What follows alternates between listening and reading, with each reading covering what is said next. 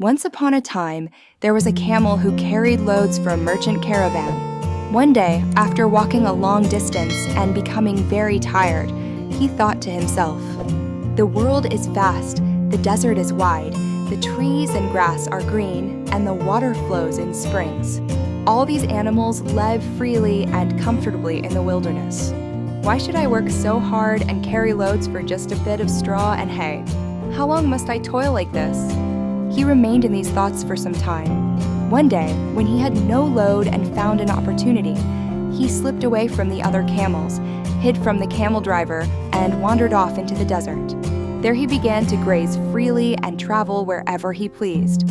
For a few days, he roamed joyfully, until one day he came upon a lush and beautiful forest and entered it. The camel did not know that a fierce lion, the chief of the predators, lived in that forest, along with a sharp-clawed wolf, a cunning jackal, and a black-eyed crow.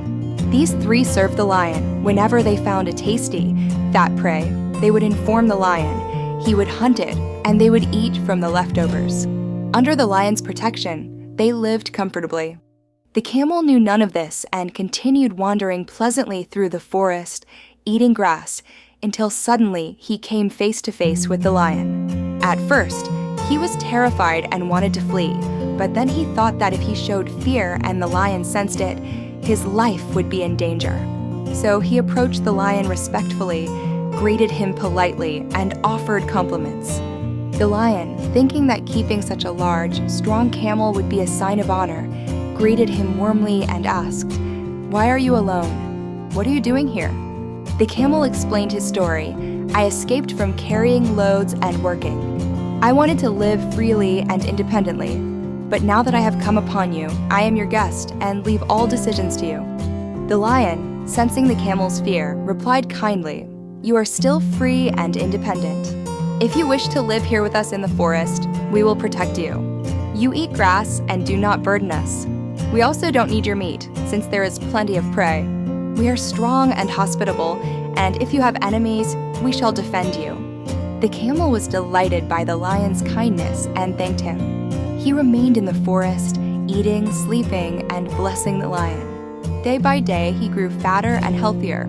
This continued until one day the lion, while hunting, encountered a furious elephant. A fierce battle broke out, and the lion was injured and barely escaped.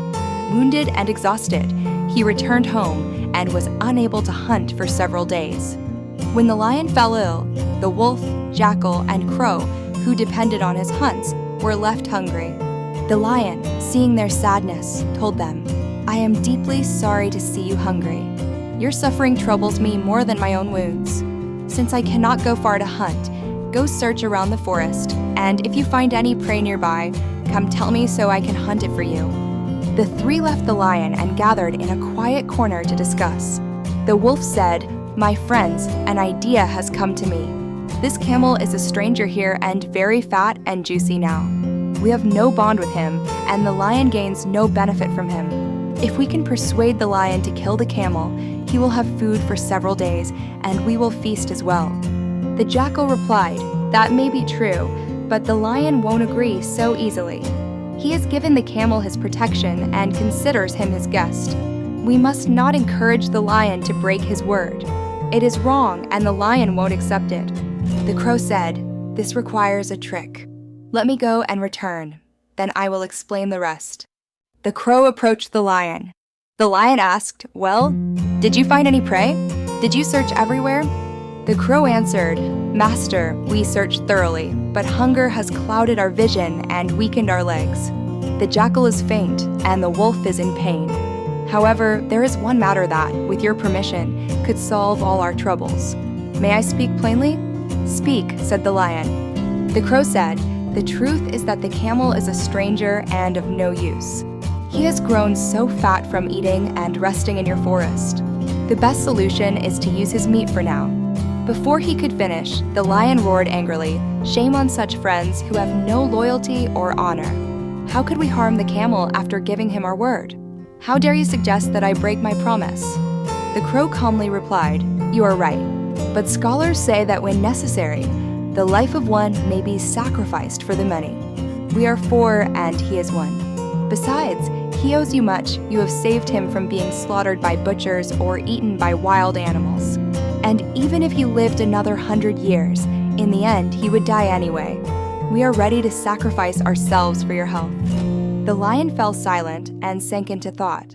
The crow quickly returned to the wolf and jackal. The plan worked. The lion was angry at first, but slowly became convinced. Now we must trick the camel into coming to the lion and, like us, declaring that he is ready to sacrifice himself. We will support each other and stir the lion's appetite. "Good idea," said the jackal. "The camel is gentle and obedient. Even a mouse could lead him by the rope. He asks for nothing but a little singing and a bell around his neck." So the jackal in front, the wolf behind, and the crow above approached the camel. He was resting by a spring, chewing contentedly. They greeted him warmly, and then the jackal said, "Dear camel, we have come to seek your wisdom. A situation has arisen, and you, being older and wiser, can help us." The camel was pleased and said, "At your service. I am not worthy, but I shall try." The jackal continued, "You know that we all live under the lion's protection. Now the lion is sick and cannot hunt. We must comfort him with kind words. If you agree, we will all go to him, and each of us will declare our willingness to sacrifice ourselves.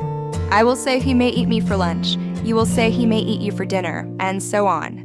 The wolf added, "If we don't do this, people will say we were ungrateful and never cared for the lion's well-being."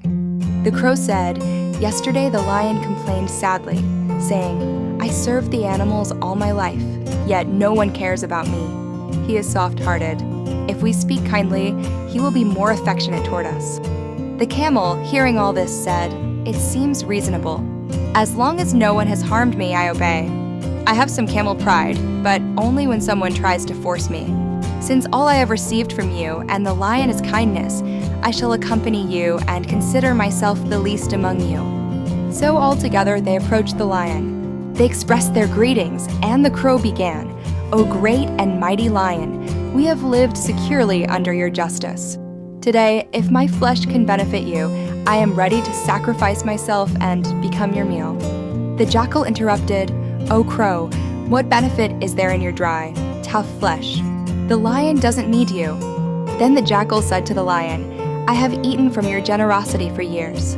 I am ready to sacrifice myself. Please make me your meal today."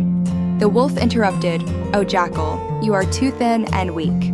Your flesh is not suitable for a lion." Then the wolf stepped forward.